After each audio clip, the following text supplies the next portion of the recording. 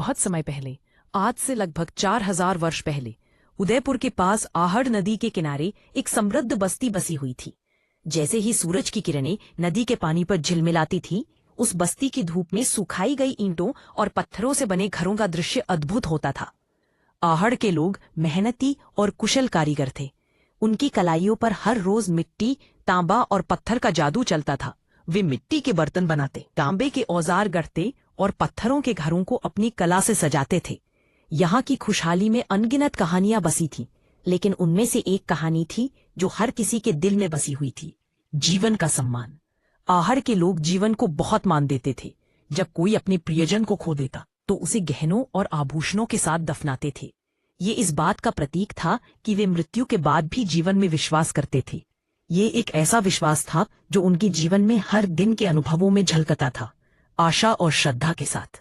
समय के साथ बस्ती का धुंधला अतीत मिट्टी में दब गया और सदियों तक उसकी कहानी चुपचाप सोई रही। लेकिन 1953 में कुछ विद्वानों, अक्षय कीर्ति व्यास, रतन चंद्र अग्रवाल और एडी सांकलिया ने उस मिट्टी की परतों को खोदना शुरू किया। जब उन्होंने गहराई में जाकर मिट्टी के बर्तन, तांबे के औजार और खूबसूरत आभूषण निकाले तो हर कोई हैरान रह गया। ये था आहड़ सभ्यता का खजाना, जो सदियों से हमारी निगाहों से छिपा हुआ था।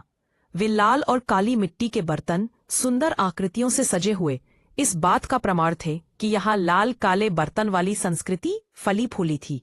लोग कहते हैं कि आहड़ को ताम्रवती नगरी भी कहा जाता था, क्योंकि वहां तांबे के औजारों का बहुत प्रयोग होता था।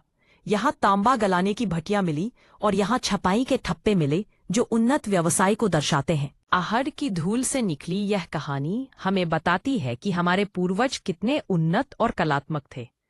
उन्होंने मिट्टी में जीवन रचा और वही मिट्टी आज हमें उनका इतिहास सुनाती है।